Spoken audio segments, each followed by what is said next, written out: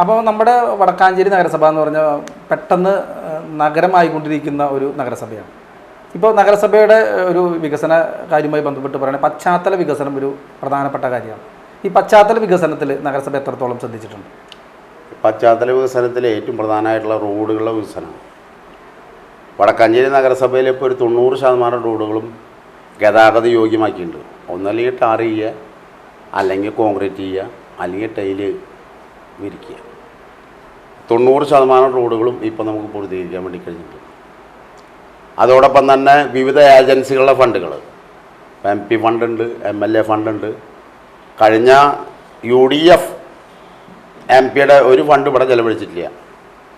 ഹൈമാസം അവസാനം വന്നു. റോഡുകളുടെ വികസനം എന്തുകൊണ്ട് ലാപ്സാക്കണേ? ഒരു ലാപ്സാക്കലുണ്ടായിട്ടില്ല. അതിൽ UDF-ന്റെ കൗൺസിലർമാരുടെ വാർഡുകൾ ഇന്നത് അനുവദിച്ചു കൊടുത്തു. നമ്മൾ ഒരു തടസ്സം ഉണ്ടായിട്ടില്ല. MP MLA എന്നൊക്കെ പറഞ്ഞ ജനപ്രതിനിധികളാണല്ലോ. നഗരസഭ അല്ലെങ്കിൽ പഞ്ചായത്തിലാണ് ഭൂമിയുള്ളത്. അവർക്ക് ചെലവഴിക്കാൻ വേണ്ടി കഴിയാൻ നഗരസഭയുടെ അനുമതിയോടുകൂടിയാണ്. ഒരു തടസ്സം ഉണ്ടായിട്ടില്ല. കൃത്യമായ രീതിയിൽ കൊടുക്കാൻ വേണ്ടി. അനിലക്കര MLA ആയിരുന്ന സമയത്ത് അദ്ദേഹത്തിൻ്റെ ഫണ്ട് നേടിയെടുക്കാനോ അല്ലെങ്കിൽ MP-യുടെ ഫണ്ട് നേടിയെടുക്കാനോ ഒന്നും നഗരസഭ ശ്രമിച്ചിട്ടില്ല. ആ ഫണ്ടൊക്കെ ലാപ്സാക്കി എന്നാണ് പറയുന്നത്. എന്തുകൊണ്ട് നേടിയെടുക്കണേ? അവർക്ക് ഉത്തരവാദിത്തമില്ലേ? MP-ക്കും MLA-ക്കും ഉത്തരവാദിത്തമില്ലേ? ഇപ്പം എങ്ങനെയാണ് MLA-യുടെ ഫണ്ട് നേടിയെടുത്തിട്ടാ സേവരിച്ചിട്ടുള്ള ഫണ്ട് ഇവിടെ വിനിയോഗിക്കണേ? കൃത്യമായിട്ട് വിനിയോഗിക്കണല്ലോ. അന്ന് സ്ട്രീറ്റ് ലൈറ്റായി ബന്ധപ്പെട്ടുള്ള ഒരു സംഗതിയിൽ ആ സ്ട്രീറ്റ് ലൈറ്റ് ശരിയല്ല എന്ന് ബോധ്യപ്പെട്ടതിൻ്റെ അടിസ്ഥാനത്തിലാണ് അത് വേണ്ടാന്ന് വെച്ചത്. ആ സ്ട്രീറ്റ് ലൈറ്റ് ഇട്ടുണ്ടെങ്കിൽ അതിൻ്റെ ലാസ്റ്റ് ചെയ്യില്ല, ഗുണം ചെയ്യില്ല എന്നതിൻ്റെ അടിസ്ഥാനത്തിലാണ് അത് ഒഴിവാക്കിയത് അന്നത്തെ ഭരണസമിതി. ഇപ്പോൾ വികസനം 41 വാർഡിലും വികസനം എത്തിയാലാണ് ഒരു നഗരസഭയുടെ വികസനം എന്ന് പറയാം. പക്ഷേ പ്രതിപക്ഷം ആരോപിക്കുന്നതാണെന്നുണ്ടെങ്കിൽ CPM കൗൺസിലർമാരുടെ ഡിവിഷനുകളിൽ മാത്രമാണ് വികസനം, രാഷ്ട്രീയ പക്ഷപാതിത്വം കാണിക്കുന്നു. ആ ഒരു ആരോപണത്തോട് എന്താ പറയാനുള്ളത്? വേറെ എന്താ പറയാ? അത് ആരോപണം അടിസ്ഥാനമില്ലാത്തതാണ്. അടിസ്ഥാനമില്ലാത്ത ആരോപണങ്ങൾ ഉന്നയിക്കുക. ഇത് ഞാൻ ഒരുപാട് പ്രതിപക്ഷങ്ങളെയും ഭരണപക്ഷങ്ങളെയും കണ്ടിട്ടുള്ളൂ. നമ്മൾ അടിസ്ഥാനമില്ലാത്ത ആരോപണങ്ങൾ ഉന്നയിച്ചുകൊണ്ട് ആരോപണങ്ങളൊക്കെ തന്നെ ഗീബൽസി സിദ്ധാന്തം പോലെ ശരിയാണെന്ന് വരുത്തി തീർക്കാൻ വേണ്ടിയിട്ടുള്ള ചില ചപ്പടാച്ചികളൊക്കെ കാട്ടിക്കൂട്ടുക എന്നല്ലാണ്ട് അല്ലാതെ ഈ ആരോപണത്തിനൊന്നും ഒരു അടിസ്ഥാനം ഇല്ലാത്തത് നമുക്ക് കാണാൻ വേണ്ടി എല്ലാ വാർഡുകളെയും എല്ലാ ഡിവിഷനുകളെയും ഒരു യൂണിറ്റ് ആയിട്ടാണ് ഭരണസമിതി കാണുന്നത്. പ്രതിപക്ഷത്തിന്റെ ആരോപണം ഒരു ശത്രുതാ മനോഭാവത്തോടുള്ളതാണെന്നാണ് ഒരു സംശയമില്ല. വികസന പ്രവർത്തനങ്ങളെ എന്ത് വില കൊടുത്തുകൊണ്ടും ചെറുക്കുക, എതിർക്കുക എന്നുള്ള സമീപനമാണ് ഇതുവരെയുള്ള അനുഭവം. കഴിഞ്ഞ ഭരണസമിതിയുടെ കാലത്തും അങ്ങനെയായിരുന്നു. കഴിഞ്ഞ ഭരണസമിതിയുടെ കാലത്ത് നിരന്തര സമരങ്ങളായിരുന്നു. ഇപ്പോഴും സമരങ്ങളുണ്ട്, അവരെ പ്രഖ്യാപനങ്ങളുണ്ട്. ഈ പ്രഖ്യാപനങ്ങൾ ഇപ്പോൾ വടക്കാഞ്ചേരി ഗ്രൗണ്ടുമായി ബന്ധപ്പെട്ടുകൊണ്ടുള്ള വികസനം താങ്കളുടെ നേതൃത്വത്തിൽ സമരം നടത്തിയെന്നാണ് കോൺഗ്രസ് പറയാം. അവർ തെളിവുകൊണ്ട് വരട്ടെ. MLA ഞാനാണ് അത് തടഞ്ഞ എന്ന രീതിയിൽ ആരോപണം ഉന്നയിക്കാന്നല്ലാണ്ട് അതിനെ തെളിവുകൊണ്ട് വരട്ടെ. തെളിവുകൊണ്ട് വരാൻ അവർ കഴിഞ്ഞിട്ടില്ലോ. ഒരു പത്രത്തിലോ TV-യിലോ അത് പക്ഷേ ഇവർ തടഞ്ഞതിന് തെളിവുണ്ടല്ലോ. വടക്കാഞ്ചേരിയിലെ ടൗൺ കൗൺസിലർ സന്ധ്യ കുടക്കാടത്തും PN വൈശാഖനും കൂടിയിട്ടാണല്ലോ തടഞ്ഞപ്പോൾ. കഴിഞ്ഞ ദിവസം വന്നിട്ട് തടഞ്ഞേ. ഈ പണി ആരംഭിക്കുന്നതിന് മുമ്പ് തടഞ്ഞല്ലോ. പിന്നെ അതിന് ശേഷമാണല്ലോ കേസ് നടപടിക്കായിട്ട് പോയത്. ഇപ്പോൾ നിലവിൽ ഗ്രൗണ്ടിൻ്റെ അവസ്ഥ എന്താണ്? നിലവിൽ അത് 60 സെൻറ്റ് ഉയർത്തി 4 സൈഡും ഡ്രെയിനേജ് ഇട്ട് വെള്ളം പോകാൻ കഴിയാവുന്ന രീതിയിൽ സംവിധാനമാണ് ഇപ്പോൾ ഒരുക്കിയത്. മൺകോട്ടാണ്. മൺകോട്ട് എന്ന രീതിയിൽ സ്പോർട്സ് കൗൺസിലിൻ്റെ നേതൃത്വത്തിലാണ് ഇപ്പോൾ അതിൻ്റെ പ്രവർത്തനങ്ങൾ നടന്നുകൊണ്ടിരിക്കുന്നത്. അത് നല്ല രീതിയിൽ തന്നെ നടക്കും. സമയബന്ധിതമായിട്ട് പൂർത്തീകരിക്കണമെന്ന് അതിൻ്റെ കോൺട്രാക്ടറോട് നമ്മൾ പറഞ്ഞിട്ടുണ്ട്. ഇപ്പോൾ അതിൻ്റെ ട്രഞ്ച് താത്തി സൈഡ് വാർക്കാൻ ആവശ്യമായിട്ടുള്ള ഏർപ്പാട് ഉണ്ടാക്കിക്കൊണ്ടിരിക്കുകയാണ്. എന്തായിരുന്നാലും വളരെ പെട്ടെന്ന് തന്നെ അത് പൂർത്തീകരിച്ച് കായിക പ്രേമികളൊക്കെ തുറന്നു കൊടുക്കാൻ ആവശ്യമായിട്ടുള്ള ഏർപ്പാടാണ് അടിയന്തരമായിട്ട് ഉണ്ടാക്കണം എന്ന രീതിയിൽ നമ്മൾ നിർദ്ദേശിച്ചിട്ടുണ്ട്. അതിന് പീരീഡ് ഉണ്ട്. ആ പീരീഡിനകത്ത് തന്നെ പണി പൂർത്തീകരിക്കും. ഇപ്പോൾ നേരത്തെ പറഞ്ഞ പോലെ നമ്മുടെ വടക്കാഞ്ചേരി വളർന്നുകൊണ്ടിരിക്കുകയാണ്, വികസിച്ചുകൊണ്ടിരിക്കുകയാണ്. ഗതാഗത കുരുക്ക് ഒരു വലിയൊരു പ്രശ്നമാണ്. അപ്പോൾ അത് പരിഹരിക്കുന്നതിന് ഒരു ബൈപ്പാസ് നഗരസഭ നേരത്തെ പ്രഖ്യാപിച്ചിരുന്നു, അതിന് ഫണ്ട് വകയിരുത്തിയെന്ന് പറഞ്ഞിരുന്നു. പക്ഷേ ഇതുവരെ ഒന്നും എത്തിയില്ല. എന്താണ് അതിനെക്കുറിച്ച് പറയാം?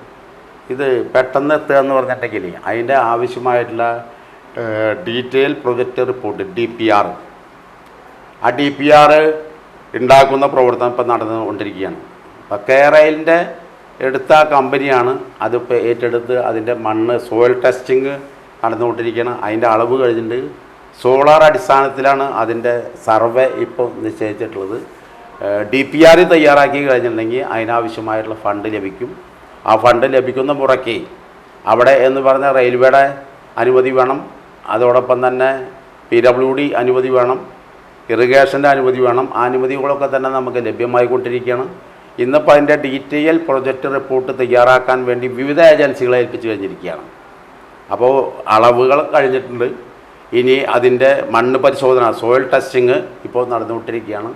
ആ സോയിൽ ടെസ്റ്റിങ്ങും അതോടൊപ്പം തന്നെ അതിൻ്റെ അളവൊക്കെ കഴിഞ്ഞതിന് ശേഷം ഡീറ്റെയിൽ പ്രൊജക്റ്റ് റിപ്പോർട്ട് കൊടുത്തതിന് ശേഷം ആ സംഖ്യ അനുവദിക്കും. ഇടയ്ക്കിടയ്ക്ക് അത് ബഡ്ജറ്റിൽ വയ്ക്കേണ്ട കാര്യമില്ല. ഒരു നേതാവ് പറഞ്ഞത് ബഡ്ജറ്റിൽ കണ്ടില്ല എന്നാണ്. ബഡ്ജറ്റിൽ വെച്ചു. ബഡ്ജറ്റിൽ വെച്ച് സംഖ്യ ഇതിൻ്റെ ഡീറ്റെയിൽ പ്രൊജക്റ്റ് കൊടുക്കുന്ന മുറയ്ക്ക് എത്ര കോടിയാണ് നമ്മുടെ ബൈപ്പാസിന് വേണ്ടി വരിക ആ സംഖ്യ അനുവദിക്കും. എന്തായിരുന്നാലും ബൈപ്പാസ് പണിയാൻ ആവശ്യമായിട്ടുള്ള തയ്യാറെടുപ്പും ബൈപ്പാസ് ഈ ഗവൺമെൻറ്റിൻ്റെ കാലഘട്ടത്തിനിടയ്ക്ക് അതിൻ്റെ പ്രാരംഭ പ്രവർത്തനങ്ങൾ ആരംഭിക്കാൻ വേണ്ടി കഴിയും എന്നുള്ള വിശ്വാസമാണ് ഞങ്ങൾക്കുള്ളത്. ഇപ്പോൾ നേരത്തെ പറഞ്ഞു വടക്കാഞ്ചേരി പുഴ മലിനമായി കിടക്കരുത്, അത് വീണ്ടെടുക്കാനുള്ള ഒരു പ്രവർത്തനത്തിൻ്റെ ഭാഗമായിട്ട് നഗരസഭ ഒരുപാട് പദ്ധതികൾ പറഞ്ഞു. പക്ഷേ പുഴ നവീകരണവുമായി ബന്ധപ്പെട്ട് ഒരുപാട് പുറമ്പോക്ക് ഭൂമി ഉണ്ട്. അത് തിരിച്ചു പിടിക്കാൻ എന്തൊക്കെ നടപടികൾ സ്വീകരിച്ചു? അല്ലെങ്കിൽ നഗരസഭ ഒന്നും ചെയ്തിട്ടില്ല എന്നാണ് പ്രതിപക്ഷ ആരോപണം. നഗരസഭ അത് തിരിച്ചു പിടിച്ചല്ലോ.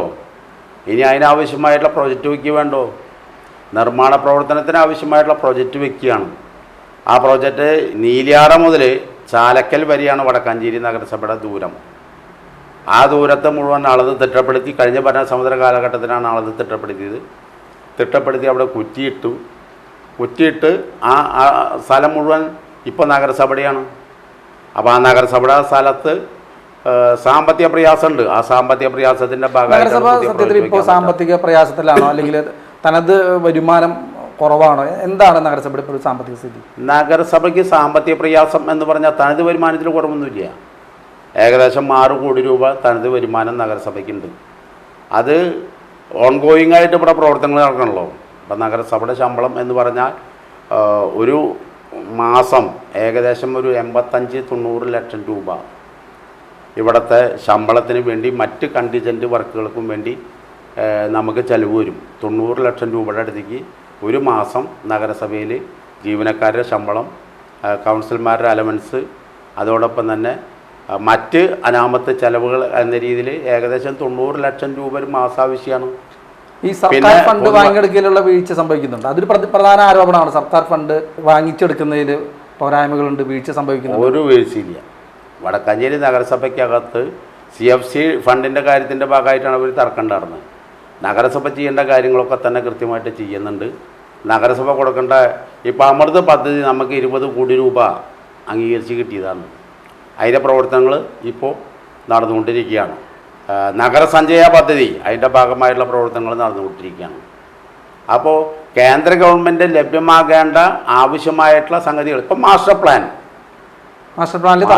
അംഗീകരിച്ചിട്ടുള്ള എന്തുകൊണ്ട് തർക്കം? മാസ്റ്റർ പ്ലാൻ അംഗീകരിച്ച് കിട്ടി. മാസ്റ്റർ പ്ലാനിൻ്റെ മുമ്പ് കൊടുത്ത സ്വകാര്യ വ്യക്തിനെ ഏൽപ്പിച്ചിട്ടുണ്ടായിരുന്നു ഒരു ആരോപണം. ഒരു സ്വകാര്യ വ്യക്തിയില്ല.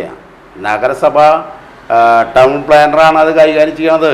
ഗവൺമെൻറ് സംവിധാനമാണ്, ഗവൺമെൻറ് ഏജൻസിയാണ് ടൗൺ പ്ലാനിങ് എന്ന് പറഞ്ഞിട്ടുണ്ടെങ്കിൽ അവരാണ് ഇത് അംഗീകരിച്ച് സംസ്ഥാന സർക്കാരിൻ്റെ അംഗീകാരത്തോടുകൂടി വടക്കാഞ്ചേരി നഗരസഭയ്ക്ക് മാസ്റ്റർ പ്ലാനിൽ അംഗീകാരം കിട്ടിക്കഴിഞ്ഞിരിക്കുകയാണ്. 2015 28 നഗരസഭ രൂപീകരിച്ചതിൽ വടക്കാഞ്ചേരി നഗരസഭ മാത്രമാണ് മാസ്റ്റർ പ്ലാൻ അംഗീകരിച്ചിട്ടുള്ളത്. നിസ്സാര കാര്യമാണോ? എല്ലാ മേഖലയും നോക്കി എല്ലാ മേഖലയും പരിശോധിച്ച് വളരെ കൃത്യമായി അതിലും ഈ നിസ്സഹകരണം തുടരുകയാണ്.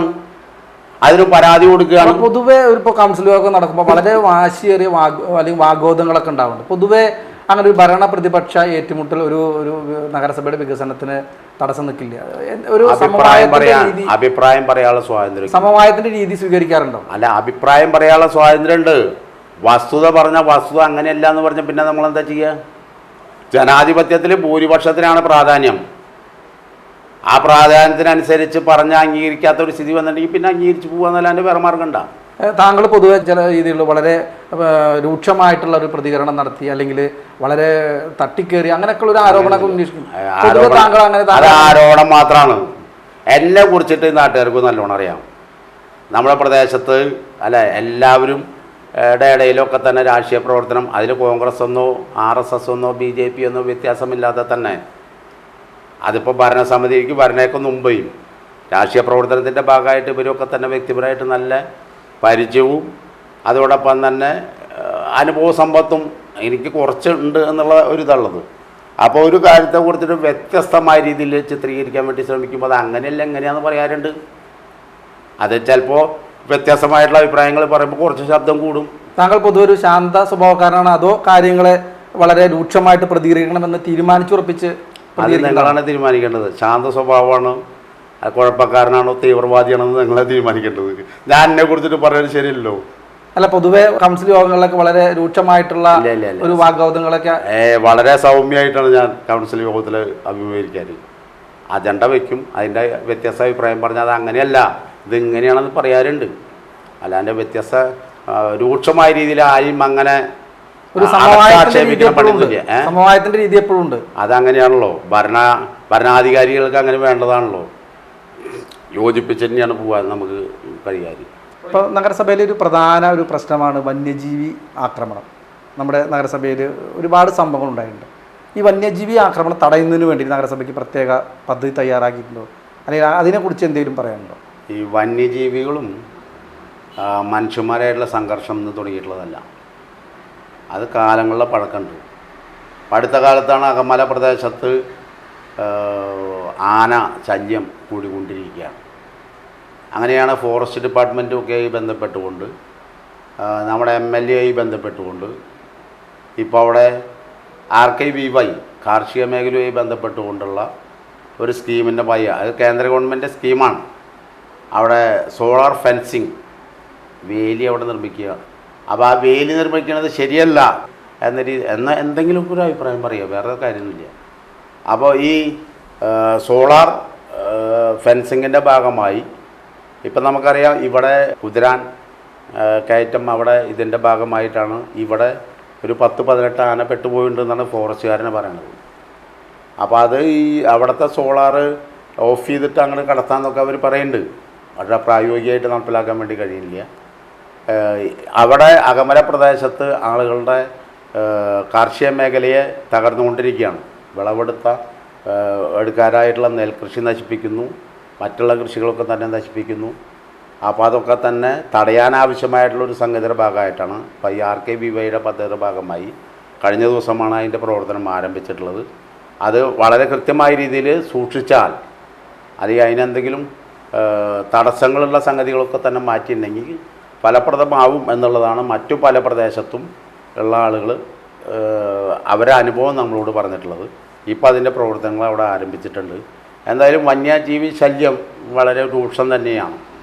അത് പന്നിയുടെ പ്രശ്നമുണ്ട്, അതോടൊപ്പം തന്നെ മലയണ്ണാൻ്റെ പ്രശ്നമുണ്ട്. ഇതൊക്കെ തന്നെ നമ്മുടെ കാർഷിക മേഖലയെ കുഴപ്പമുണ്ടാക്കാൻ വേണ്ടിയിട്ടുള്ള ഒരു സംഗതിയുടെ ഭാഗമായിട്ട്, അപ്പോൾ അത് തടയാനാവശ്യമായിട്ടുള്ള പ്രതികരണങ്ങൾ ഒക്കെ തന്നെ നമ്മുടെ സമൂഹത്തിനകത്ത് ഉണ്ടായിട്ടുണ്ട്.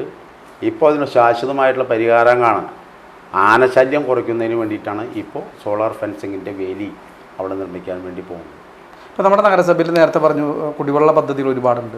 അപ്പോൾ വേനൽക്കാലത്ത് ടാങ്കറുകളിൽ വെള്ളം എത്തിക്കുന്ന നഗരസഭയായിട്ട് നഗരസഭ മാറി എന്നൊരു ആക്ഷേപമുണ്ട്. പക്ഷേ കുടിവെള്ള പദ്ധതിയിലൂടെ ജനങ്ങൾക്ക് ഈ കുടിവെള്ളം ലഭ്യമാക്കുന്നതിന് ശാശ്വതമായൊരു പരിഹാരം കാണാൻ നഗരസഭയ്ക്ക് കഴിഞ്ഞിട്ടില്ല എന്നൊരു വലിയൊരു ആക്ഷേപമുണ്ട്. എന്താണ് അതിനെക്കുറിച്ച് പറയാം? വടക്കാഞ്ചേരി നഗരസഭയിൽ ഇപ്പോൾ ഏകദേശം 138 ചെറുകിട കുടിവെള്ള പദ്ധതികളുണ്ട്.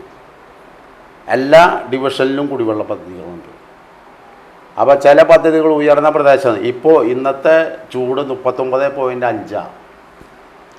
39.5 പാലക്കാട് കഴിഞ്ഞ ഏറ്റവും കൂടുതൽ ചൂട് അനുഭവപ്പെടുന്നൊരു പ്രദേശമാണ് നമ്മുടെ പ്രദേശം. അപ്പം നിലവിൽ ബോർവെല്ലുകളെ ആശ്രയിച്ചിട്ടാണ് നമ്മുടെ കുടിവെള്ള പദ്ധതികളൊക്കെ തന്നെ പ്രവർത്തനം. ചില പ്രദേശത്ത് ബോർവെല്ല് ഡ്രോപ്പാവും, വെള്ളം ആവശ്യത്തിന് ലഭ്യമാവാത്തതിൻ്റെ ഭാഗമായിട്ടുള്ള പ്രശ്നമുണ്ട്. അപ്പോൾ ഉയർന്ന പ്രദേശങ്ങളാണ് അങ്ങനെ കുഴപ്പം. ബാക്കിയുള്ള 8 മാസക്കാലം ഒരു പ്രശ്നമില്ല. 138 പദ്ധതി എന്ന് പറഞ്ഞാൽ തൃശ്ശൂർ ജില്ലയ്ക്കകത്ത് അങ്ങനെ കുടിവെള്ള പദ്ധതികൾ നടപ്പിലാക്കുന്ന ഒരു തദ്ദേശ സ്വയംഭരണ സ്ഥാപനം ഇല്ല. അപ്പോൾ വടക്കാഞ്ചേരി നഗരസഭയിൽ 41 വാർഡിലായിട്ട് 138 പദ്ധതികൾ അതാത് പ്രദേശത്തെ ജനങ്ങളെ ഉപയോഗപ്പെടുത്തിക്കൊണ്ട് അത് ഫലപ്രദമായി കൊണ്ടിരിക്കുകയാണ്. ഗുണഭോക്താക്കൾ തന്നെയാണ്. പദ്ധതി നഗരസഭ ഉണ്ടാക്കി കൊടുക്കും, ആ പ്രദേശത്തെ ജനങ്ങളാണ് അതിൻ്റെ നടത്തിപ്പുകാർ. ഓപ്പറേറ്റിങ്ങും ഇലക്ട്രിസിറ്റി ചാർജും ഒക്കെ തന്നെ ആ പ്രദേശത്തെ ജനങ്ങൾ കൊടുത്തുകൊണ്ട് വളരെ കൃത്യമായി നടക്കുകയാണ്. വേനൽക്കാലത്ത് 1, 2, 3 മാസമാണ് ഈ പ്രശ്നമുള്ളത്. ആ സമയത്താണ് നമ്മൾ ടാങ്കറിൽ വെള്ളം എത്തിക്കാൻ ആവശ്യമായിട്ടുള്ള പ്രവർത്തനം. ഇപ്പോൾ ടെൻഡർ കഴിഞ്ഞു, അവർക്കൊക്കെ തന്നെ വെള്ളം എത്തിച്ച് ആർക്കൊക്കെയാണ് വെള്ളം കൊടുക്കേണ്ടതെന്ന് കഴിഞ്ഞ കമ്മിറ്റിയിൽ ചർച്ച ചെയ്തിട്ടുണ്ട്. ലിസ്റ്റ് കൊടുക്കാൻ വേണ്ടി പറഞ്ഞിട്ടുണ്ട്. അവർക്ക് വെള്ളം നഗരസഭ എത്തിച്ചു കൊടുക്കും. എത്തിക്കാൻ ആവശ്യമായിട്ടുള്ള ടെൻഡർ നടപടികളൊക്കെ തന്നെ പൂർത്തിയായി.